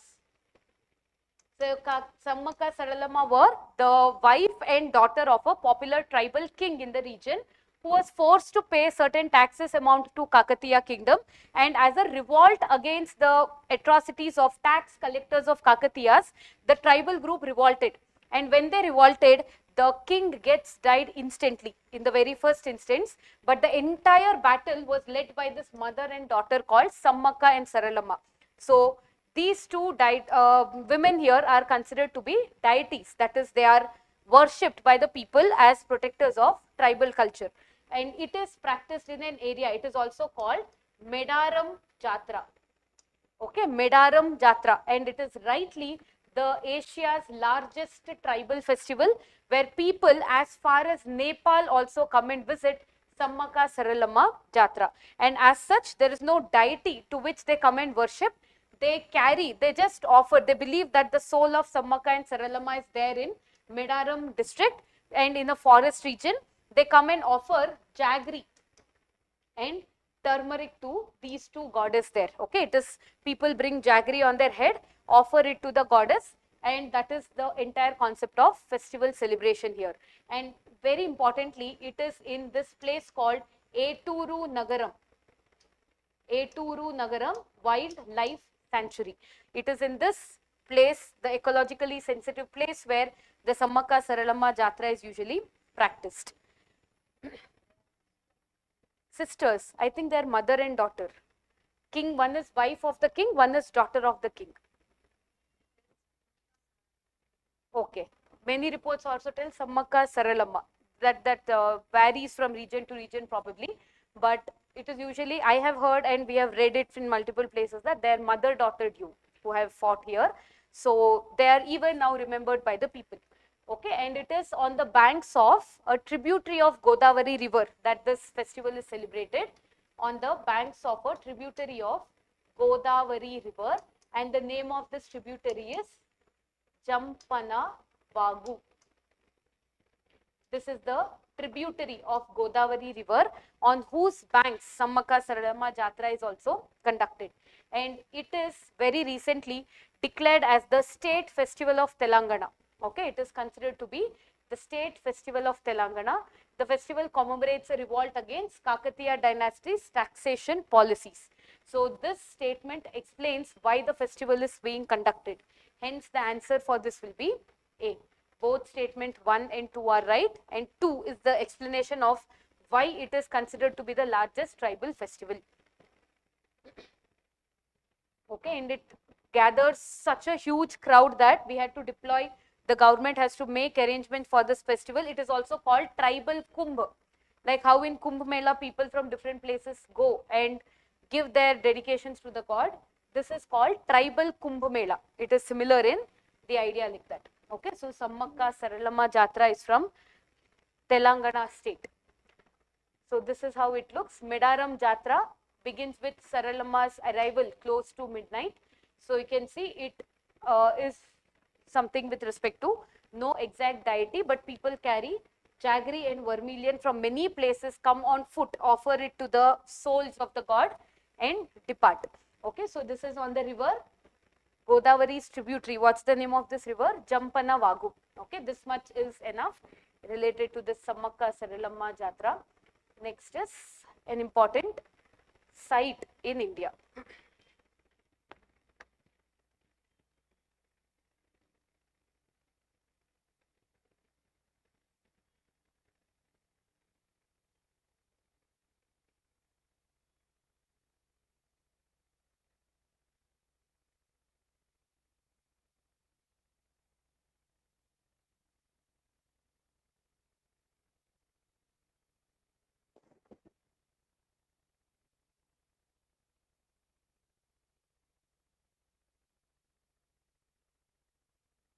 So this was a very interesting incident that took place recently.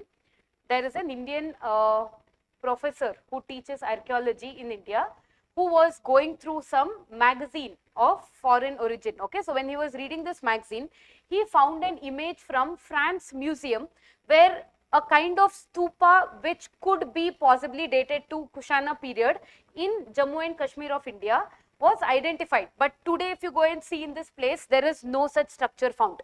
So the idea was whether this is true or not. So he came and tried to inform this to the Ministry of Culture. Finally, the excavations were done and it was actually found out that in this area there is a stupa that is existing. So this stupa was excavated and we were able to ascertain that it belongs to the Kushana period. So finally the confusion and the doubts have been clarified. Okay, so this is Zehanpora in Jammu and Kashmir. What is the first question? The site is a large Buddhist complex dating back to Kushana period. It is correct. The second, it is located along an ancient Silk Road corridor in North Kashmir. So Kashmir was definitely part of Silk Route. So Zehanpora is also on the Silk Route. Excavations have revealed evidence of a wooden superstructure above the stupa mounds. This is also correct. There is a wooden superstructure on the existing mount. Already there was a stupa, on that wooden superstructure was there. The site was primarily a center for Hinayana Buddhism, learning under King Ashoka. Will it be true? Here we are telling Kushana period. Here Ashoka has come. Ashoka is dated earlier than Kushana period. The fourth statement is wrong. It is not Kushana, it is Kanishka. During the time of King Kanishka, And which type of Buddhism did Kanishka follow? Mahayana Buddhism. It's not Hinayana Buddhism. Okay, so the answer is 1, 2 and 3 only. So C will be the answer for this. And the idea, who usually came here to take the learnings and shelter? It is the monks from Gandhara region, that is from the region of Afghanistan and Pakistan. They usually came here for worshipping. Okay, so this is one important historical event here. Yes.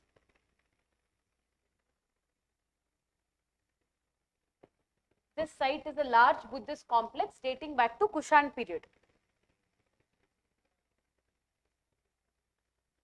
It is not the largest, it is just a large site, that's all. It is just a large Buddhist complex. We are not comparing it superlatively. If they had given this is the largest Buddhist site dating back to Kushana period, it will be a wrong statement. If you see, the site is a large Buddhist site, just a huge, it's not some tiny area where just one artifact is found. It's a huge area. That's the only purpose. They have not relatively mentioned it as a superlative degree here. Yes, so blurry photo. This was the image in France Museum, and this is the original site where excavation have been shown results. Where did the stupa go? It has been kidnapped already. Okay, the structure is destroyed. As it is wooden, many artifacts have been transported out of India, like how Amaravati stupa has been not existing now currently. So it is just an area where it is similarly belonging to. The discovery has made it crucial. So remember, Zehanpora, Baramulla's Zehanpora is the area. Urban type settlements which link Kashmir to the Gandhara Buddhist network. Old photographs at French Museum open 2000-year-old chapter with Kashmir as a center of Buddhist learning and monastic activity. So Buddhism and Kashmir, where was the Buddhist, which Buddhist council was held in Kashmir? Fourth Buddhist Council. So read a little about who was the presiding officer here, which king hosted it usually, and it is under Kushanas that this has happened. What was the result of the Fourth Buddhist Council? This details for prelims are going to be relevant. And in addition to this, we have missed one more question here. I'll show you the answer for it. I'll read out the question for you.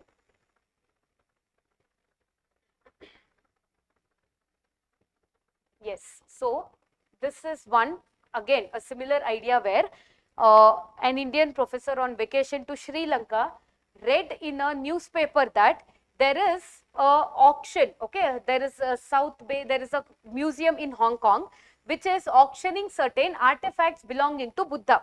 Auctioning means what? It is Hong Kong's museum that's going to fetch a huge amount of money. So these images which were put for auction, this professor saw and is like, this all belongs to India. How did it end up in Hong Kong? Britishers, they had taken many of these relics and these were found in houses of certain British officers. They did the excavation, took it and kept it for themselves. The next generation didn't find it interesting. They have sold it off. It has ended up in Hong Kong now. So this professor alerts the Ministry of Cultures, or more importantly PMO. PMO he contacts directly and tells that all the artifacts related to India are being auctioned in the International Museum.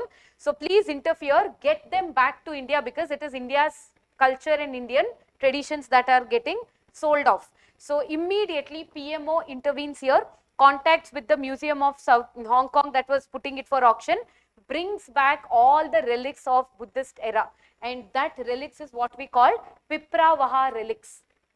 It is very, very important this time.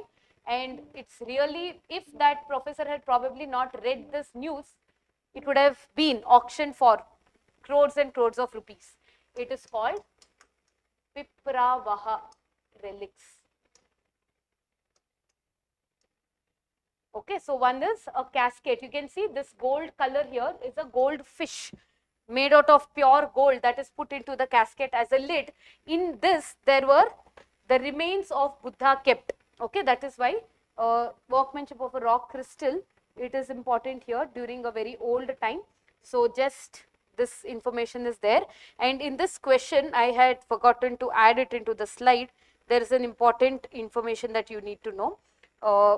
There are 3 types of Buddhist relics. Okay, as Vipravaha relics are in the news, let us see them. One is Paribhogika. What is Paribhogika? Paribhogika are the relics, means remains of the objects. These are the remains of the objects used by Buddha in his daily life. Okay, Paribhogika. Bhogika is in his real life, the projects or the objects that he has been using. Like how if you visit Gandhi Museum in Ahmedabad, you see the stick, the spectacles of Gandhiji, all those probably come under Bhogika, that is objects used by a person. Here it is Buddha. So Buddha's robe comes under this, walking stick comes under this objects called Paribhogika. Okay, next is Saririka. What is the meaning? Bodily remains. Bodily remains of Buddha, that is bones, tooth, then what else? Ash. After burying Buddha, ashes are all coming under Saririka relics, that is these are the relics using which the bodily objects of Buddha were preserved. Then the next one is Uddeshika. Uddeshika is symbols representing Buddha.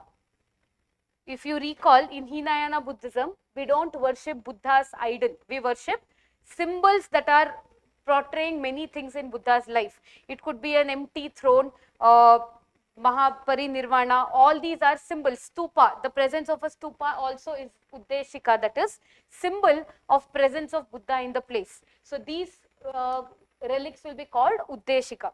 Paribhogika, Saririka and Uddeshika. Three types of relics are important in Buddhist history.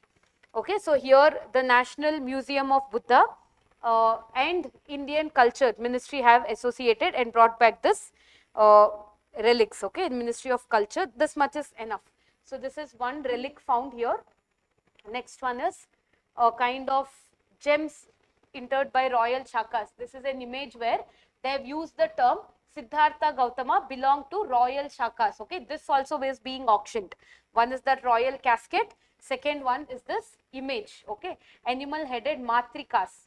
Animal headed matrikas is, what do you mean by matrikas? Significance of matrikas. It is the people who are devoted to the bhakti or to the life of Buddha. They who are wearing crowns. This image was also being auctioned in the area. They all have now been brought back. So one is they have the gems and jewelries where it was mentioned that it belongs to Shakya Muni, who is also called Shakya Muni, Buddha. He belongs to the Shakya clan. So these two were brought back, the gems, the matrikas and the casket. Three important relics from the time of Buddha were brought back. One more thing is, it is a scene showing stupa worship. These relics also is telling that women were also devotees of Buddha. Okay, so even that is signified here. All these have been brought back to the country. So what in this relation, what could be the questions? The types of relics and how these were brought back. Where is Pipravaha? Which state? It is Uttar Pradesh. Pipravaha is in Uttar Pradesh. Okay, so these many topics with respect to art and culture. We have covered 22 questions. They are very much sufficient. In addition to this, what you need to do is, whatever historic kingdoms we have studied here, the coins and the inscriptions that have been found, give a little attention to it when you are revising ancient and medieval. They need not ask questions from the current affairs component, but based out of which kingdom is in use, the question may come from GS angle. So focus on them. We will have our next class probably on Saturday or Sunday, and the topic is going to be defense and security. We have to do that because many questions on this note have been repeating in the recent past. So we'll cover some questions on defense and security. Either Saturday or Sunday, you will be informed tomorrow itself. Fine. Thank you. We'll keep it on Sunday then.